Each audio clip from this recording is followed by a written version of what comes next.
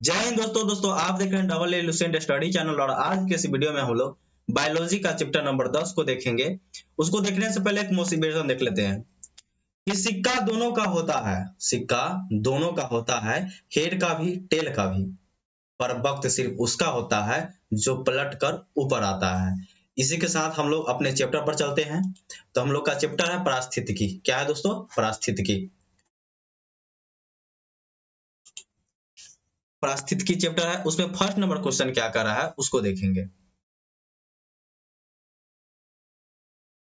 कि पारिस्थितिकी शब्द का प्रयोग सर्वप्रथम पारिस्थितिकी शब्द को सर्वप्रथम प्रतिपादित करने का श्रेय किसको जाता है? तो रीटर साहब को सबसे पहले जाता है पारिस्थितिकी शब्द का प्रयोग करने का श्रेय। उसके बाद कह रहा है कि पारिस्थितिकी निम्नलिखित के बीच पारस्परिक संबंध का अध्ययन है। तो जीव और वातावरण का अध्ययन है। स्वपारिस्थितिकी का अभिप्राय क्या है दोस्तों? स्वपारिस्थितिकी का अभिप्राय क्या है दोस्तों? कि व्यक्तिगत जीवधारियों का पारिस्थितिकी अध्ययन। ऑप्शन नंबर सी हो गया, ऑप्शन नंबर बी हो गया इसका आंसर। क्वेश्चन नंबर 4 का है पारिस्थितिकी तंत्र शब्दावली किसने प्रस्तुत किया था? पारिस्थितिकी शब्द शब्दावली किसने प्रस्तुत किया दोस्तों? तो टेंसले साहब ने किए थे। निम्नलिखित में से कौन सा एक परितंत्र शब्द का सर्वोत्कृष्ट वर्णन है? तो यह जो है दोस्तों जीवों का समुदाय और साथ ही वह पर्यावरण जिसमें वे रहते हैं। ऑप्शन नंबर सी हो गया इसका आंसर। क्वेश्चन नंबर 6 का रहा है पारिस्थितिकी तंत्र के दो घटक क्या होते हैं? तो जैविक और अजैविक होता है। यही पारिस्थितिकी तंत्र के दो घटक है। निम्नलिखित में से कौन परितंत्र का अजीवीय घटक है? तो जल जो है परितंत्र का अजीवीय घटक है। क्वेश्चन नंबर 8 का रहा है कि पारिस्थितिकी तंत्र में ऊर्जा का प्रवाह के बारे में कौन सी श्रृंखला सही है? तो पहले उत्पाद करेगा, उसके बाद अपघटक करेगा, पहले उत्पाद करेगा, उसके बाद उपभोग करेगा, उसके बाद अपघटक करेगा। तो ऑप्शन नंबर सी हो गया दोस्तों इसका आंसर। पहले उत्पाद, उसके बाद उपभोक्ता और उसके बाद अपघटक। खाद्य श्रृंखला बनती है तो उत्पादकों और उपभोक्ताओं और अपघटकों से। ऑप्शन नंबर ए हो गया। किसी श्रृंखला में प्राथमिक उपभोक्ता होती है, किसी श्रृंखला में प्राथमिक उपभोक्ता क्या होती है दोस्तों? सहकारी जो होता है, सहकारी, वही जो होता है किसी श्रृंखला में प्राथमिक उपभोक्ता होता है। किसी परितंत्र में उत्पादकों का कार्य होता है, किसी परितंत्र में उत्पादकों का कार्य क्या होता है कि सौर ऊर्जा को पकड़ना एवं और इसे रासायनिक ऊर्जा में बदलना होता है। परितंत्र में ऊर्जा का प्राथमिक या मुख्य स्रोत क्या है दोस्तों? तो सूर्य का प्रकाश जो है परितंत्र में ऊर्जा का प्राथमिक एवं मुख्य स्रोत है। चलिए आगे देखते हैं। क्वेश्चन नंबर 13 का रहा है किसी परितंत्र में सबसे बड़ी संख्या किसकी होती है? तो प्राथमिक उपभोक्ता का होती है सबसे बड़ी संख्या। वायु एवं जल की क्रिया द्वारा भूमि का हटाव क्या कहलाता है दोस्तों? तो अपरदन कहलाता है। क्या कहलाता है? अपरदन कहलाता है। क्वेश्चन नंबर 15 का रहा है कि मृदा अपरदन रोका जा सकता है अत्यधिक वन लगाकर। ठीक ना, अत्यधिक वन लगाकर, वनों की उगाई द्वारा लगा कर सकते हैं। ऑप्शन नंबर सी हो गया। बाढ़ों को रोका जा सकता है तो एक तो हो गया वन को लगाकर, एक तो हो गया वन को लगाकर, दूसरा का हो गया नदी पर बांध बना देंगे तो उसे भी बाढ़ रोका जा सकता है। तो नदियों पर बांध बनाकर वह वृक्षावरण करके। तो ऑप्शन नंबर डी हो गया। मुख्यतः मैंग्रोव वाले ज्वारीय वन कहाँ पाए जाते हैं? तो सुंदरबन डेल्टा में दोस्तों पाए जाते हैं। क्वेश्चन नंबर 18 है मैंग्रोव वनस्पति का मुख्य घटक क्या है? तो राइजोफेरा जो है मैंग्रोव वनस्पति का मुख्य घटक है। समुद्र के किनारे की वनस्पति कहलाती है तो जो कहलाती है लवणोभिद कहलाती है। समुद्र में लवण बहुत होता है तो समुद्र के जो किनारे वनस्पति रहेगा उसको लवणोभिद कहेंगे। निम्नलिखित पत्तियां और धंसे हुए रंध्र किसके प्रमुख लक्षण है? निम्नलिखित पत्तियां और धंसे हुए रंध्र किसके प्रमुख घटक है? तो शुष्कोदभिद, शुष्कोदभिद, ठीक ना, जीरोफाइटा इसको कहते हैं, जीरोफाइटा, जो कि कहाँ होता है? तो यह जो होता है मरुस्थल में होता है दोस्तों। चलिए आगे देखते हैं। क्वेश्चन नंबर 21 का रहा है कि मरोदभिद में लंबा मूल, मरुदभिद में लंबा मूल तंत्र होता है क्योंकि यह क्यों होता है दोस्तों? तो यह इसीलिए होता है क्योंकि गहरे जल स्तरों से जल का अवशोषण करने करने जड़ गहराई में चली जाती है। जड़ जो होता है गहरे जड़ जो होता है मरुद्भिद का, जो मरुद्भिद में मान मरुस्थल में जो पेड़ होता है उसका जो जड़ होता है बहुत गहरा में चल जाता है। क्यों चल जाता है? तो जल के लेने के लिए, इसीलिए उसका जो मूल होता है, जो जड़ होता है वह बहुत लंबा होता है। ठीक ना। तो मरुद्भिद हो गया दोस्तों जीरोफाइटा, जीरोफाइटा। ठीक ना। शुष्कोद्भिद जीरोफाइटा नहीं होगा, मरुद्भिद जीरोफाइटा होगा दोस्तों। ठीक ना। यही होगा मरुस्थल में। ठीक, आगे देखते हैं कि क्वेश्चन नंबर 22 का यदि संसार के सभी पौधे मर जाए तो किसकी कमी के कारण सभी जंतु मर जाएगी? तो ऑक्सीजन की कमी के कारण सभी जंतु मर जाएगी दोस्तों। उसके बाद देखिए क्वेश्चन नंबर 23, अधिपाद वैसे स्थानों पर पाए जाते हैं जहां पर क्या होता है, वहां पर अधिपाद पाया जाता है। तो वर्षा पूरे वर्ष भर होती है, वहीं पर अधिपाद पाए जाते हैं। उसके बाद क्वेश्चन नंबर 24 का रहा है कि मिर्मेकोफिली एक लाभदायक सहयोजन होता है कुछ पुष्पी पादप का। कौन सा पादप का होता है, यही पूछ रहा है दोस्तों। ठीक ना। तो यह जो हो जाएगा दोस्तों हम लोग का चींटियों के मिर्मेकोफिली जो होता है, क्या किसका जो होता है, पुष्पी पादपों का होता है, तो चींटियों के बीच का होता है। ठीक ना। संसार का सबसे बड़ा परितंत्र है, संसार का सबसे बड़ा परितंत्र क्या है दोस्तों? तो यह जो है सागर है संसार का सबसे बड़ा परितंत्र। 25 का ऑप्शन नंबर सी हो गया। क्वेश्चन नंबर 26 का रहा है कि मृदा अपरदन रोका जा सकता है तो वनावरण करके, वन को लगाइए और मृदा अपरदन को रोकिए दोस्तों। क्वेश्चन नंबर 27 का रहा है जब हम बकरी का मांस खाते हैं तब हम कौन से उपभोक्ता के अंतर्गत आते हैं, यही पूछ रहा है दोस्तों। तो हम लोग आते हैं द्वितीय उपभोक्ता के अंतर्गत। उसके बाद कह रहा है कि सौर ऊर्जा किससे प्राप्त होता है? तो सूर्य से दोस्तों सौर ऊर्जा प्राप्त होगा। क्वेश्चन नंबर 29 कह रहा है कि खाद्य श्रृंखला से अभिप्राय है इनमें से किसके द्वारा ऊर्जा अंतरण होता है, यही पूछ रहा है। तो किसके द्वारा ऊर्जा अंतरण होगा? तो यह जो हो जाएगा दोस्तों एक जीव से दूसरे जीव के द्वारा ऊर्जा अंतरण होता है। चलिए आगे देखते हैं। क्वेश्चन नंबर 29 क्या कर रहा है, क्वेश्चन नंबर 30 क्या कर रहा है कि हाइड्रोफाइट कहलाते हैं। हाइड्रोफाइट कहाँ पर होता है, यही पूछ रहा है। हाइड्रो मतलब क्या होता है दोस्तों? हाइड्रो मतलब जल होता है। तो यह जो हो जाएगा एक जलीय पौधे हो जाएगा। क्वेश्चन नंबर 31 का निम्नलिखित में से कौन सा पौधा मरुद्भिद है? तो एक जो हो जाएगा करील हो जाएगा। करील जो है दोस्तों मरुद्भिद पौधा है। क्वेश्चन नंबर 32 का रहा है कि पर्यावरण के अजैव अवयव का उदाहरण क्या है? अजैव अवयव कह रहा है जिसमें जैविक जैव नहीं होगा, मतलब कि कार्बन की मात्रा न हो, कार्बन की मात्रा न हो, तो वह क्या है दोस्तों? वायु है दोस्तों। क्या है दोस्तों? वायु है। चलिए आगे देखते हैं। क्वेश्चन नंबर 33 का रहा है कि हाइड्रोपोनिक्स संबंधित है। हाइड्रोपोनिक्स जो कि हाइड्रोपोनिक्स इसी को कहते हैं दोस्तों जो कि पानी में पौधे उगते हैं। ठीक ना। पानी में पौधे उगते हैं बिना मिट्टी के, तो मिट्टी के बिना पौधों की वृद्धि को ही हाइड्रोपोनिक्स कहते हैं। मिट्टी के बिना पौधों की वृद्धि को ही हाइड्रोपोनिक्स कहेंगे। ऑप्शन नंबर ए हो गया। सौर ऊर्जा का सबसे बड़ा यौगिकरण कौन है? सौर ऊर्जा का सबसे बड़ा यौगिकरण कौन है दोस्तों? तो यह जो हो जाएगा हरे पौधे जो है सौर ऊर्जा का सबसे बड़ा यौगिकरण है। क्वेश्चन नंबर 34 का ऑप्शन नंबर डी हो गया आंसर।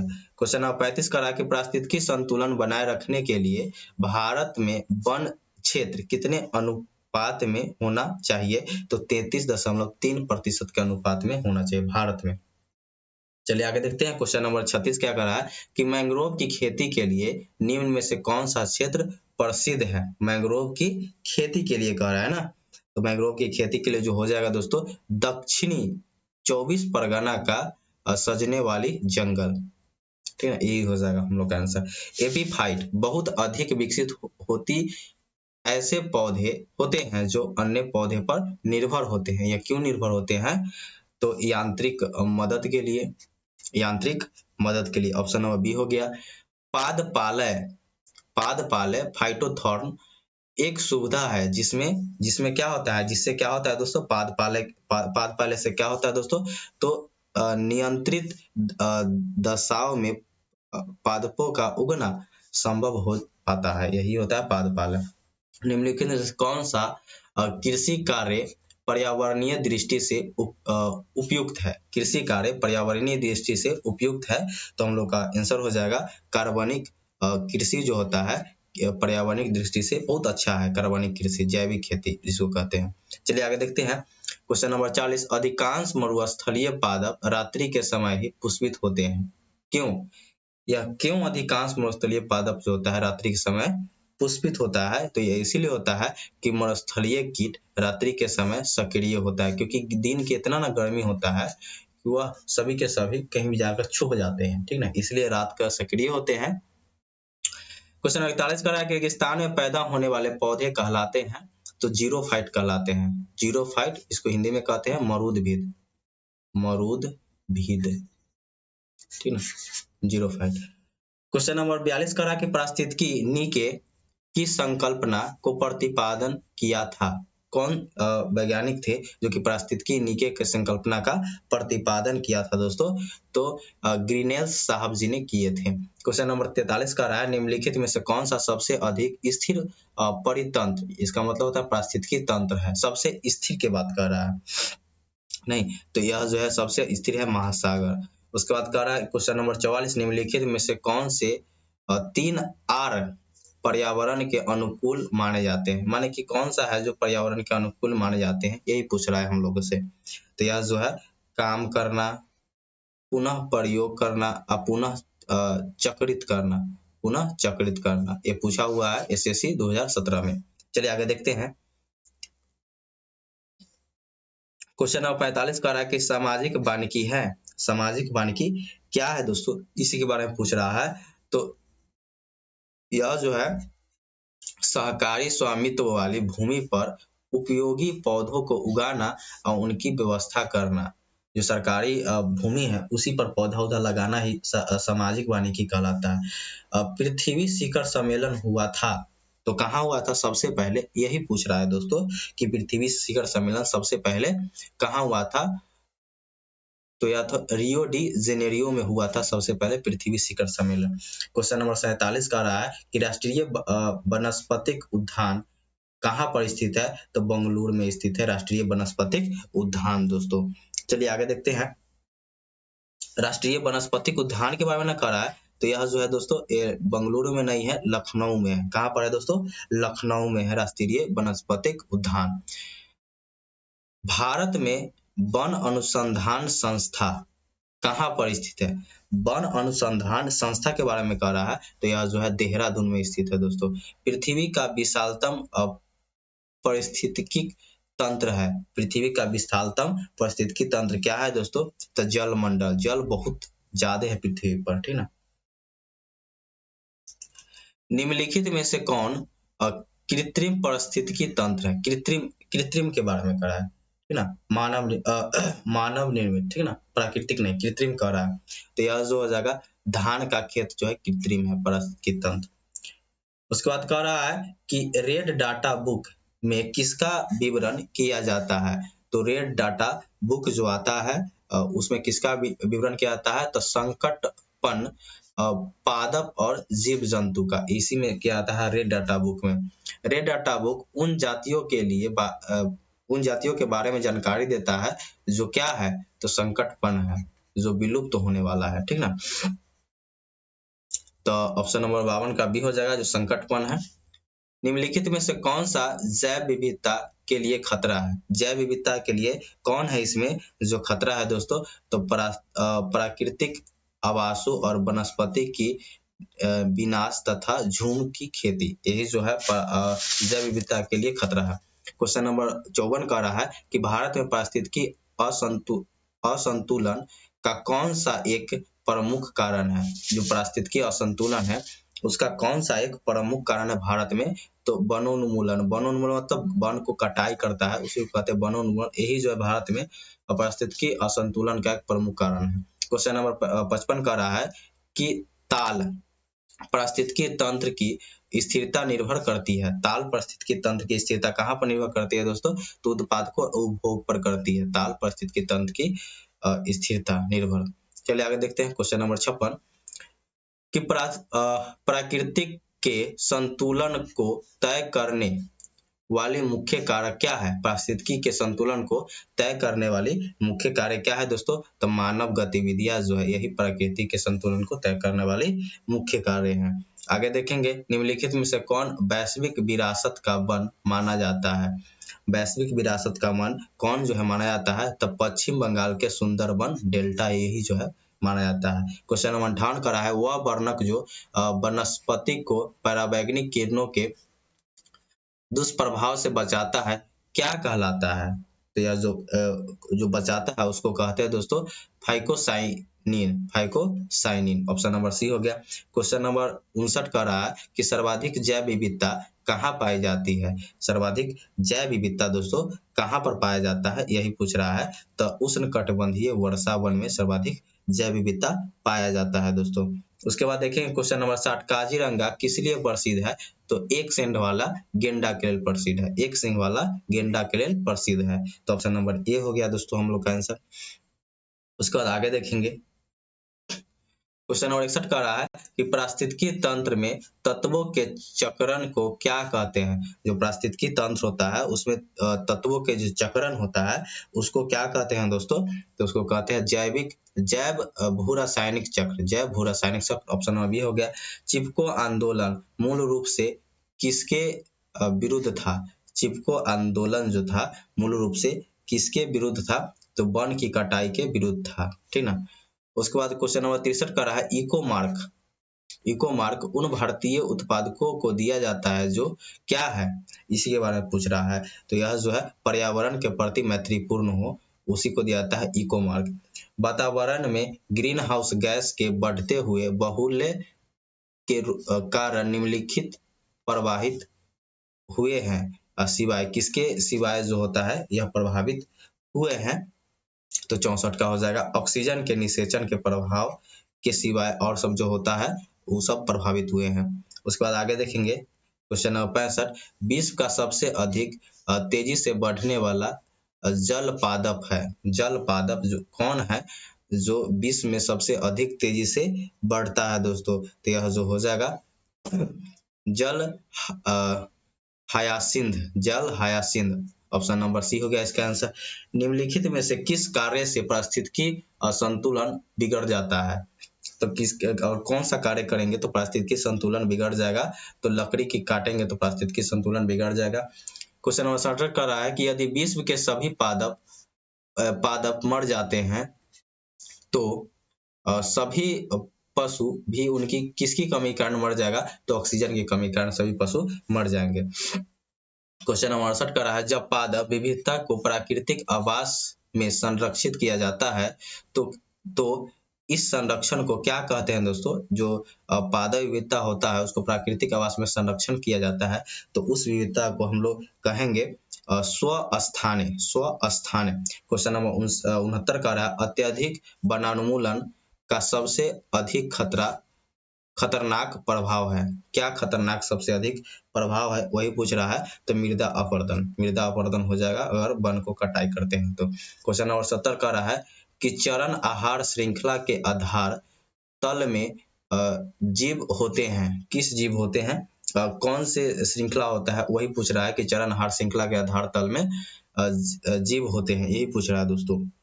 तो हम लोग का हो जाएगा उत्पादक जो होता है चरण आहार श्रृंखला के आधार तल में जीव होते हैं। क्वेश्चन नंबर 71 का रहा है पर्यावरण आयोजन के साथ मूलतः संबंधित संगठन कौन सा है यही पूछ रहा है। पर्यावरण आयोजन के साथ मूलतः जो संगठित संयोजन है वो कौन सा है संगठन, तो NEERI NEERI है यही जो है पर्यावरण आयोजन के साथ मूलतः संबंधित संगठन है। क्वेश्चन नंबर 72 का रहा है मैंग्रोव वन पर वैश्विक तापमान का क्या प्रभाव पड़ता है। तो यह जो पड़ता है दोस्तों मैंग्रोव के विशाल क्षेत्र जलमग्न हो जाएंगे अगर इस प्रकार हो तो। क्वेश्चन नंबर 73 का रहा है कि भारत में धारणीय विकास के दृष्टिकोण से विद्युत उत्पादन का सबसे अच्छा स्रोत कौन सा है। भारत के बारे में कह रहा है ना, तो भारत में सबसे अच्छा स्रोत है जल विद्युत। कौन सा है दोस्तों, जल विद्युत अभी फिलहाल, ठीक ना। क्वेश्चन नंबर 74 का रहा है कि धारणीय विकास जिनके उपयोग के संदर्भ में अंतर पीढ़ीगत संवेदनशीलता का विषय क्या है? तो यह जो विषय है दोस्तों प्राकृतिक संसाधन जो यही है अंतर पीढ़ीगत संवेदनशीलता का विषय। कुछ देखेंगे क्वेश्चन नंबर 75 दो भिन्न समुदायों के बीच का संक्रांति क्षेत्र कहलाता है, ठीक ना। तो यह क्या कहलाता है दोस्तों? इकोटोन। इकोटोन। चलिए आगे देखते हैं। क्वेश्चन नंबर 76 कह रहा है कि एक मनुष्य के जीवन को पूर्ण रूप से धारणीय करने के लिए आवश्यक न्यूनतम भूमि को क्या कहते हैं? जो न्यूनतम भूमि होता है मनुष्य को रहने के लिए, उसको क्या कहेंगे दोस्तों? तो पारिस्थितिकी पदछाप कहेंगे। क्वेश्चन नंबर 77 का निम्न में से कौन एक प्रवाल विरंजन का सबसे अधिक प्रभावी कारक है? तो प्रवाल विरंजन का सबसे अधिक प्रभावी कारक जो है सागरीय जल के समानयन तापमान में वृद्धि, यही जो है उसका अधिक प्रभावी कारक है। क्वेश्चन नंबर 78 का निम्नलिखित पदार्थों में से कौन से ओजोन रिक्तिकारक है? ओजोन रिक्तिकारक कौन सा है, यही पूछ रहा है कि ओजोन को हानि कौन कौन सा पहुंचाता है, यही पूछ रहा है हम लोग को। तो यह जो है क्लोरोफ्लोरोकार्बन भी है, हेलांस भी है, कार्बन टेट्राक्लोराइड भी है। तो ऑप्शन नंबर डी हो गया 1 2 3 तीनों सही है दोस्तों। सभी जो है ओजोन को बाधा पहुंचाता है। क्वेश्चन नंबर 79 का रहा है कि भारत में निम्नलिखित क्षेत्रों में से कौन से जैव विविधता की दृष्टि से उत्तेजनशील माने जाते हैं? तो यह जो है जैव विविधता के क्षेत्र से उत्तेजनशील कौन से माने जाते हैं दोस्तों? तो पूर्वी हिमालय और पश्चिमी हिमालय माने जाते हैं। तो ऑप्शन नंबर बी हो गया इसका आंसर। चलिए आगे देखते हैं। क्वेश्चन नंबर 80 इकोसिस्टम के संबंध में निम्नलिखित में से क्या सत्य है, ठीक ना।